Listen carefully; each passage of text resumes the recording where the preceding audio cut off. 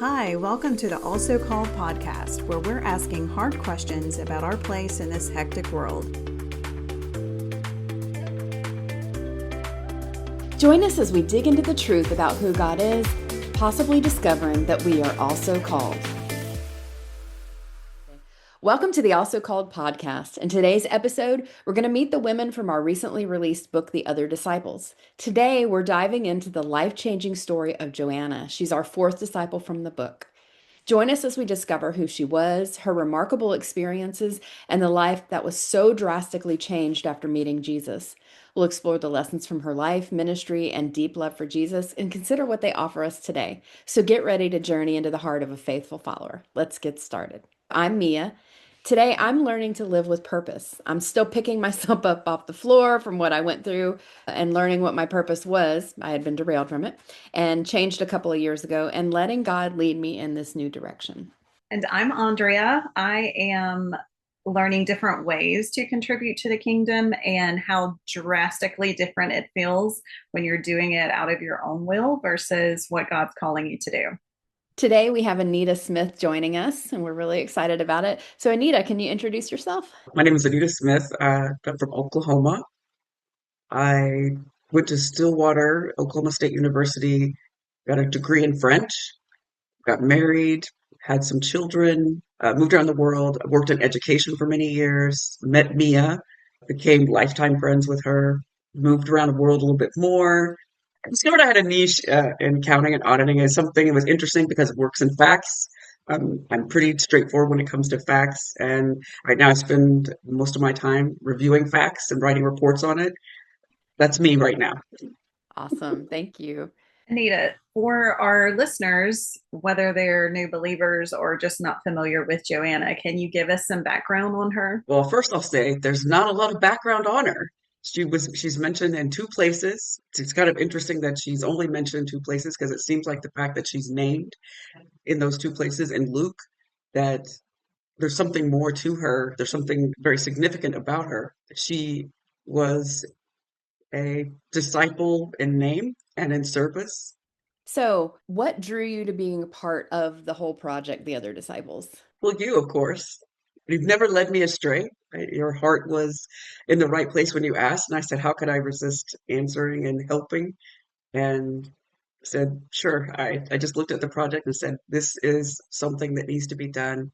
And I was happy to be a part of it. So, what drew you specifically to writing about Joanna? Well, I needed some meat on the bone to write about. So when I was looking at the choices, I read about each one and I said, Joanna, there's a little bit about her and there's a little bit of mystery. And of course, Mia had told me about Baukham's book, so I went and got that and started reading about her to have a little bit more. And then I started voraciously looking up what there was about her.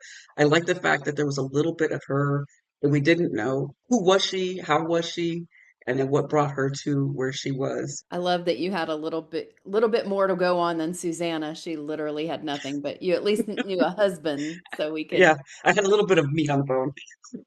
What did you most enjoy about writing her, or what did you most relate to about her? The fact that she was kind of unknown, and I think she was I'll say hidden benefactor to ensuring that Jesus and his ministry were able to be, I guess, successful, to travel, to be, to be wherever they needed. And she was kind of in the background. That's what I liked about her. I'm a background kind of person, and to be able to provide and not necessarily be doing it because I want people to see me, but because it benefits someone else. I am the same way. I'm more of a background kind of person. So Yeah. I can relate. If I could be in the dark right now, just like you could just see my eye. So I loved the fictional story. Tell us a little bit about that. Now that one was fun. I like the idea of kind of putting it back in a different time period to kind of show that it's a timeless story. It doesn't matter where you are in your life, where you are in your walk, and it could be Alpha Centauri, or it could be it could be anywhere. And of course, I'm a woman of color, so I wanted to kind of tie in the diversity of it and make it applicable to different women. Was there anything about the era that spoke to you? Of course, I say being from the 70s, I like the 70s, not so fan of the 80s, but the 70s were great. So they kind of push it back a little bit time and then give it the nuance that she's affluent during this time when that's not common, which for Joanna, you could see the correlation that when it may not have been common for her to have been affluent and been able to do the things that she was able to do. I liked kind of the parallel of that. So diving into Joanna, what's some of the cultural historical context we might need to understand about the life that she was living, the time she was living, that goes into what she does and how Jesus interacts with her? So King Herod was in power, and Joanna was part of King Herod's household, and he was the king of the Jews. And I think Jesus threatened his kingdom and what his overall power was going to be.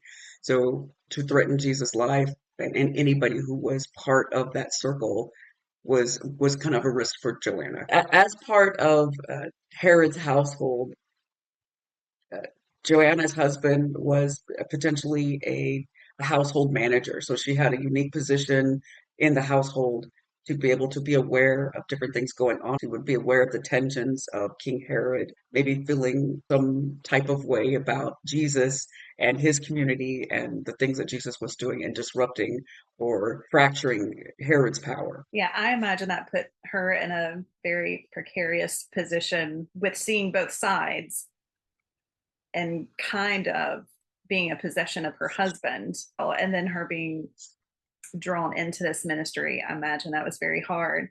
So, what do you want to tell our listeners about the issue that she faced?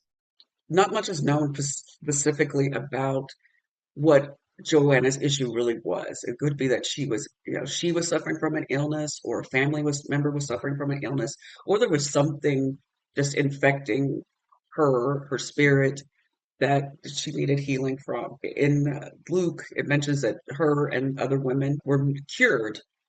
And so we can kind of infer that she was healed from that. She saw relief, she saw purpose, she received gratitude, and in that gratitude I think she translated that into find a purpose, to have a renewed spirit, and to give to Jesus ministry. I love that in that when we were going through that for your chapter, we literally had to get into the grammar because she's put with Susanna, Mary Magdalene, and others. And so we Yes. literally had to get in, where's the comma? Is there a colon there? Was she sick? Was someone in her family sick? And it even brings up possibly set free from demons. So it's a Right. very difficult passage to really pick apart, but it was a lot of fun to do that with you and try to look at where was she coming from when she met Jesus.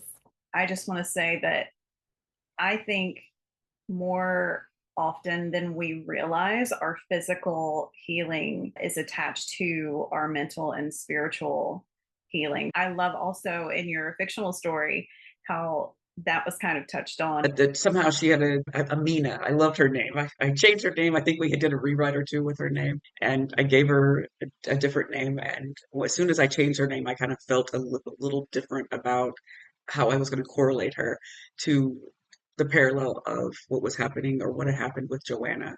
You could see that her whole, it was a total different way she looked at life, the lack of impatience. Her spirit was renewed and she was able to give more and fulfill who she was. I love that. I can just say, like, from personal experience, just over a year ago, I was having a conversation with a woman at church, and I had said to her, if Christians were being persecuted in the United States, I don't know that I would be found guilty of being a Christian.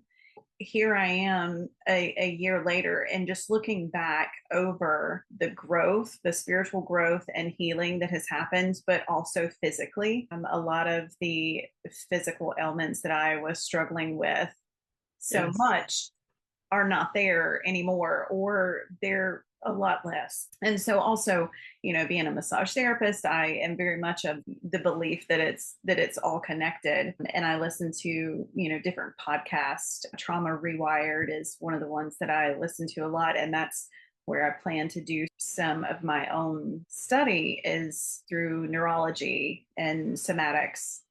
But being in relationship with Jesus bringing those things to him when we don't have a direction and we're trying to fix things on our own, Yes.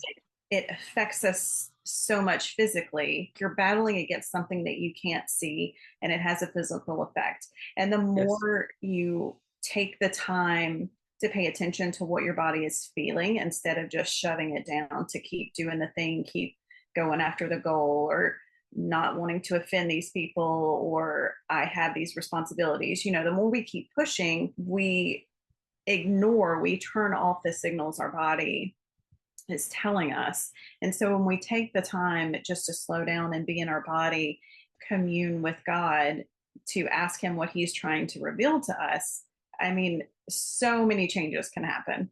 I would even agree with you because even as I was thinking about this story and I wrote and I had to get, apply it to my own personal story, I kept thinking, how did I feel while I was going through the mess I was going through? And I was trying to just carry the burden, carry the pain, not share any of it, and just be silent about what was going on with me personally. And, my marriage was having a big kaboom. And I wanted to be quiet about it. I didn't want to share it. I didn't want to burden. And I was just like, I can handle this. I felt physically my worst self, pains in my body. I definitely was not physically my healthiest.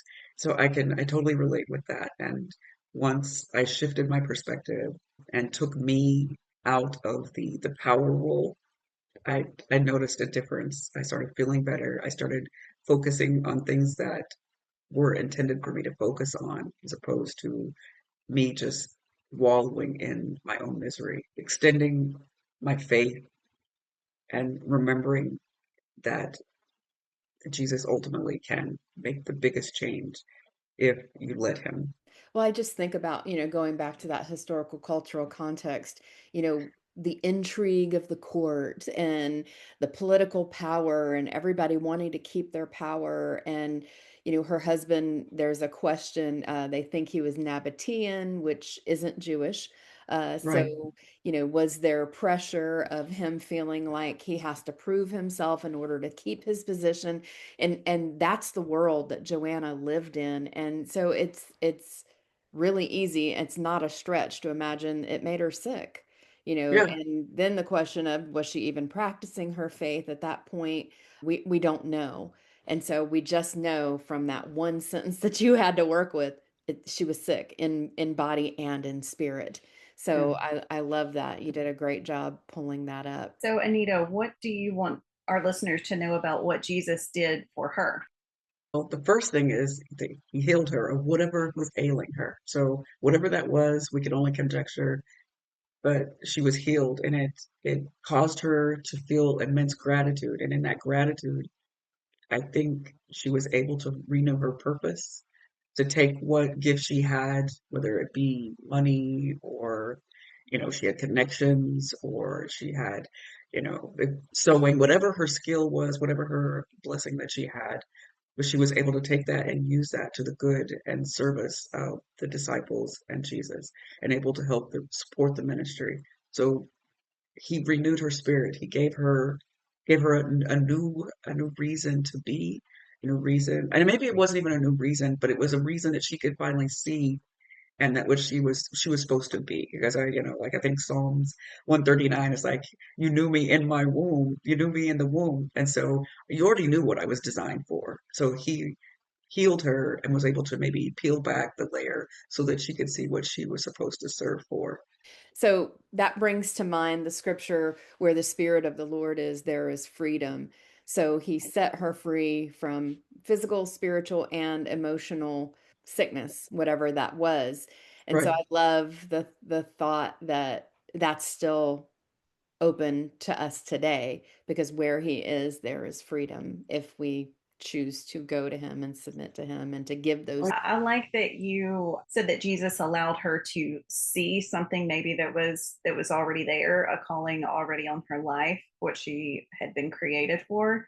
I love the piece because it allows her to see what was there through a different lens, through God's lens rather than through society, because of the position of her husband in that household.